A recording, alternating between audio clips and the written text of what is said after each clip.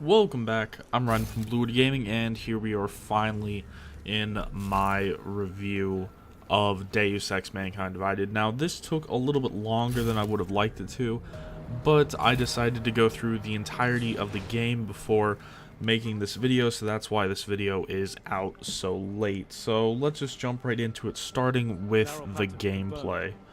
Now, if you've played Human Revolution, then the controls are going to feel just the same, because they are. I didn't really find anything that was too different than Human Revolution, and that's to be expected. These are all part of the same series, so yeah, not really much different there. I did find that it was a lot more, it was a lot easier to play the actual playstyle that you wanted to. There wasn't some reason to not play the way that you wanted to, where in Human Revolution you were rewarded for playing with stealth, where here you can go in guns blazing, or how I did it, which is complete stealth, no kills. And yeah, it's really rewarding to play either way now instead of how it was before. The only thing that I really have to say about it is weapon-wise. There is a wide variety of weapons for lethal, and those include anything from shotguns to battle rifles to assault rifles to normal handguns, where the non-lethal route leaves you with just two weapons: the stun gun for close range and the tranquilizer rifle for long range. And I wish that there was a few more of the non-lethal weapons, just to give some more variety, but you can go through the entirety of the game with just those two weapons. Now, moving on, let's talk about sound. Pretty much nothing really too interesting here.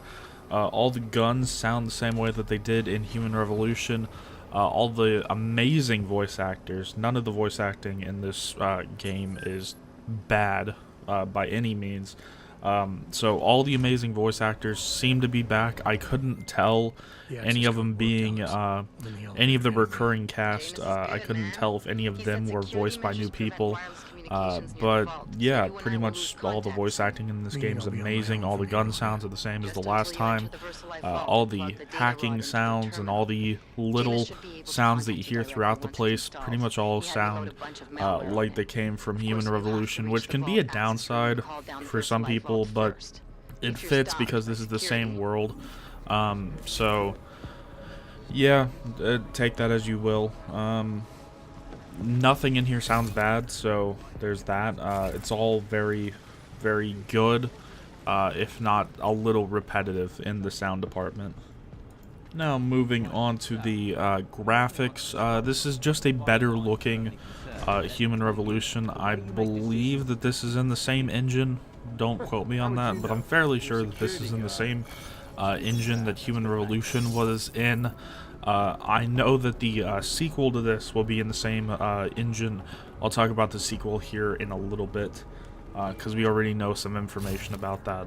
But yeah, this just looks like a better version of Human Revolution. Everything else is a lot crisper. It doesn't have the downsides of having to run on some fairly old hardware, even though on the PS4 and the Xbox One the hardware is several years old, it still looks very, very good. Not really much to say about that. Some of the animations, though, when you're just walking around and stuff, can be a little stiff. But when you're performing any action, everything looks very, very smooth. It's just when you're moving around and jumping a little bit, it can feel a little clunky. Moving on, talk about the story, and this might take a little bit.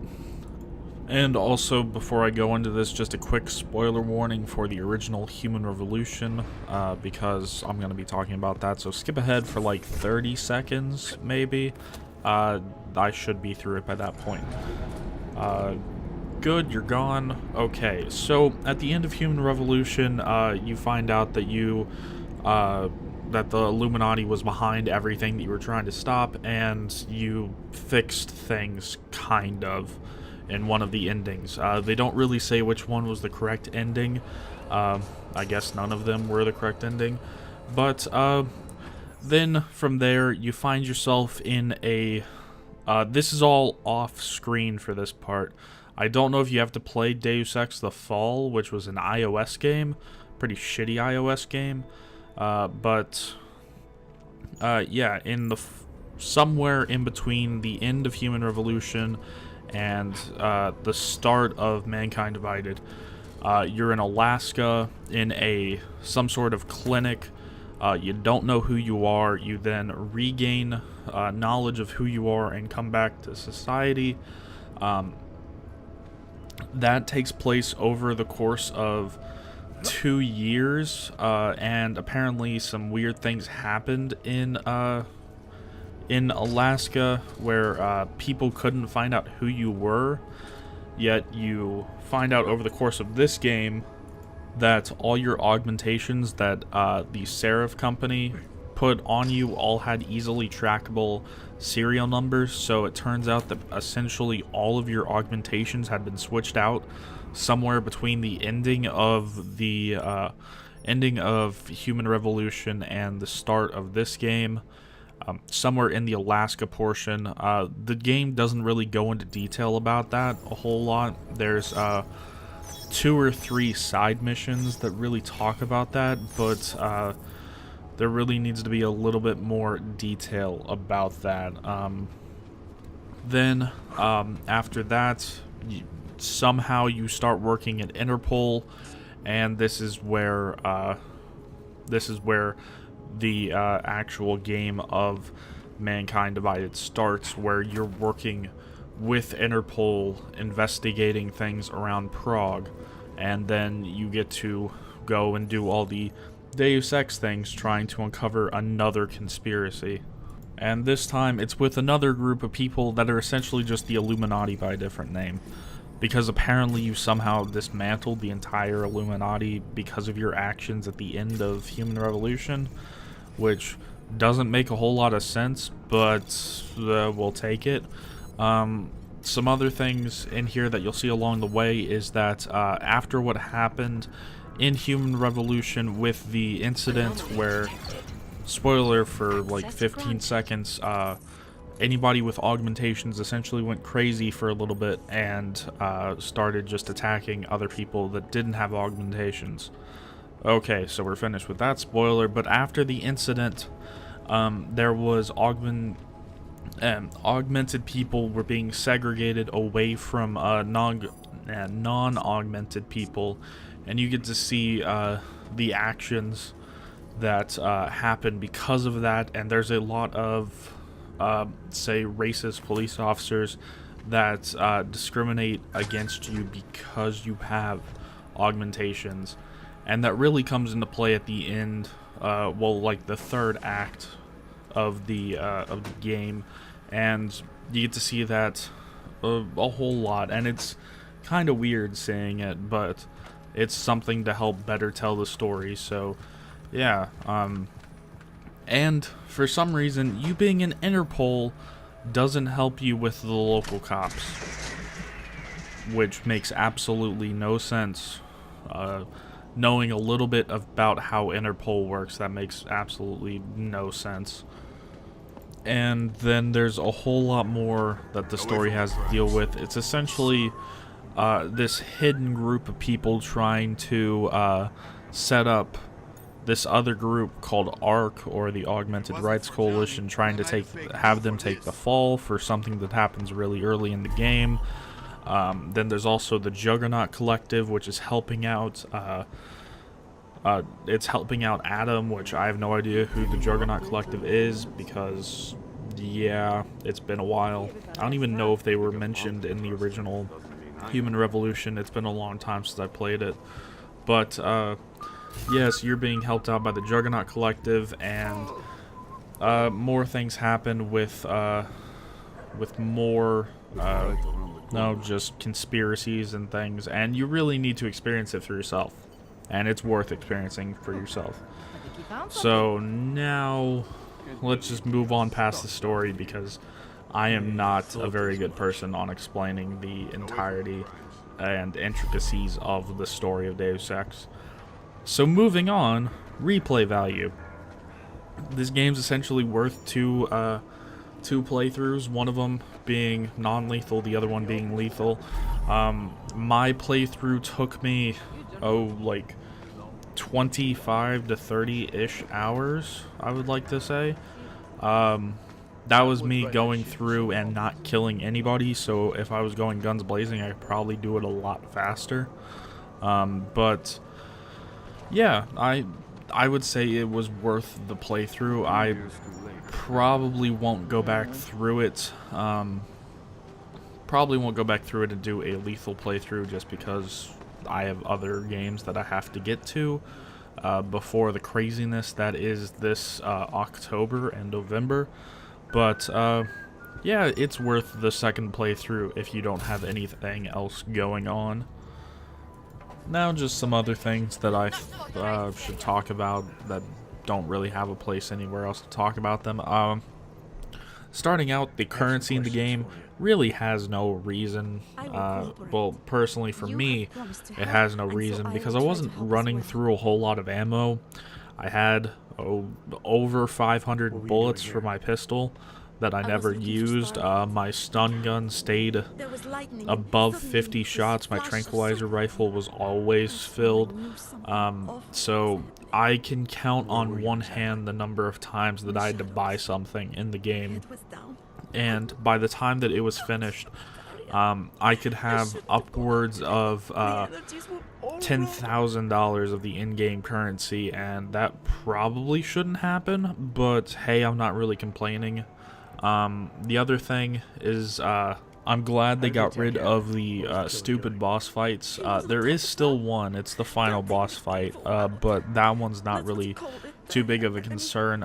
The boss fights that they have now are really just seeing if you can talk your way out of it.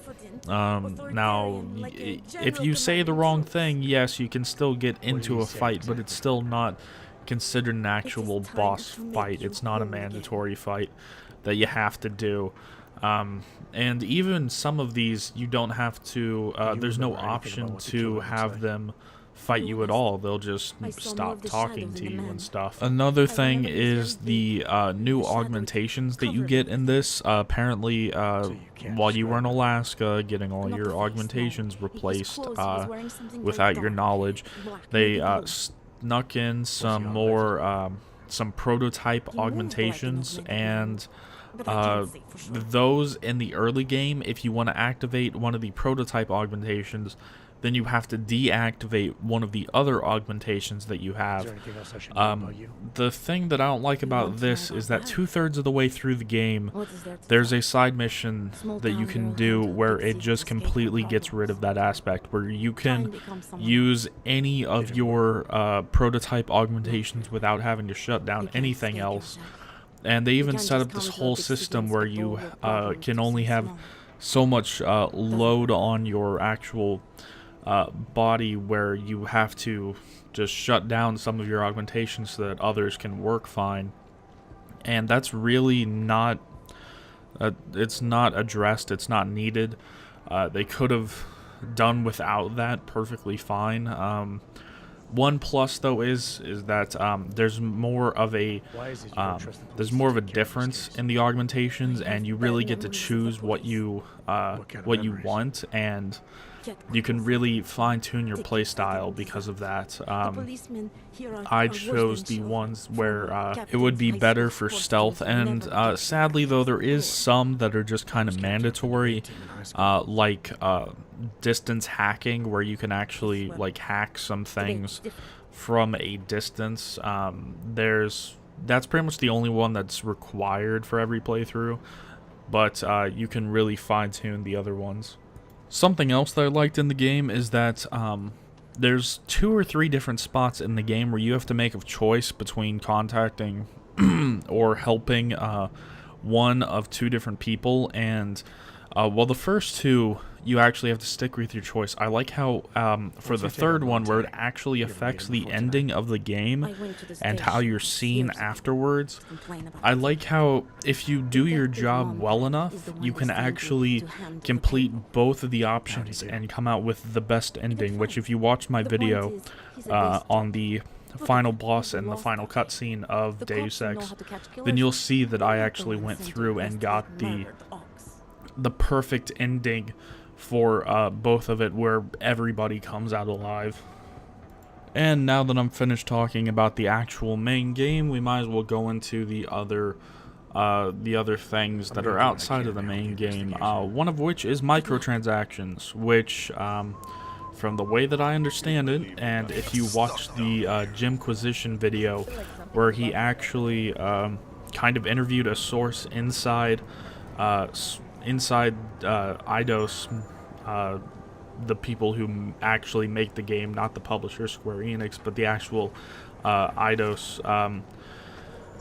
Pretty much the game was designed without microtransactions in mind, and then 2 weeks before they shipped out the initial version of it to get approved by Square Enix, they decided that they would Square Enix decided that they were going to shove in microtransactions just that they could get some extra money.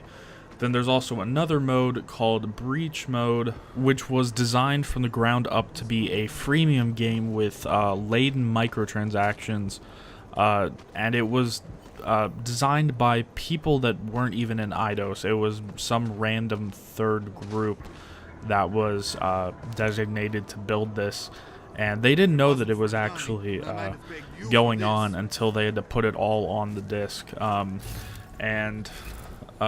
Yeah, that really shouldn't be there, and apparently Square Enix's idea for why it's there is so that if people got bored of the main game, they would have a distraction to so that they wouldn't have to continue playing the main game, which is really, really stupid. And yeah, there's no real reason for that. The final thing to talk about really is that there is already a sequel in the works. They started work on a sequel apparently last year and is slated for release sometime around 2020. And the reason why I say 2020 is because Human Revolution took about 5 years to complete. Mankind Divided took 5 years to complete. So I'm expecting the sequel to take about 5 years to complete. And since they started in 2015, well then I'm going to expect it to be somewhere around 2020. So, yeah, one other real thing that came from the if I could speak properly, the Jimquisition video is that they spent a whole bunch of money behind the scenes on stupid things, such as a marketing campaign called DXTV that apparently cost them $70,000. That, well, you probably never even heard of it. And apparently, to just break even with this game, they have to sell something like 3 million copies, which is absolutely ridiculous. And I hope that they scale that back for the next one. I hope that they don't add in all these stupid extra modes and the microtransactions, and just give us an actual Deus Ex experience again, where this one is still a very good Deus Ex experience, and it's still worth your time. And actually, I think that you should get this if you're a fan of Deus Ex. Even if you haven't played a Deus Ex game before, there's like a 20-minute long video that you can watch that sums up pretty much the entire history of Human Revolution, which was the last one, which is a lot faster than actually playing it, unless you're a speedrunner. Then you can finish the game in like an hour and a half. But yeah, you can just watch that video and you will have a pretty good grasp of what happened in Human Revolution, and it's a really good refresher even if you did play Human Revolution. So yeah, I really recommend this game if you're a fan of Deus Ex, or if you're a fan of stealth games. and you haven't really played the Deus Ex game before, yeah, I really like it. So that's going to be it for this video. Remember, I'm Ryan from Blue Wood Gaming, and as always, I'll see you guys in the next one.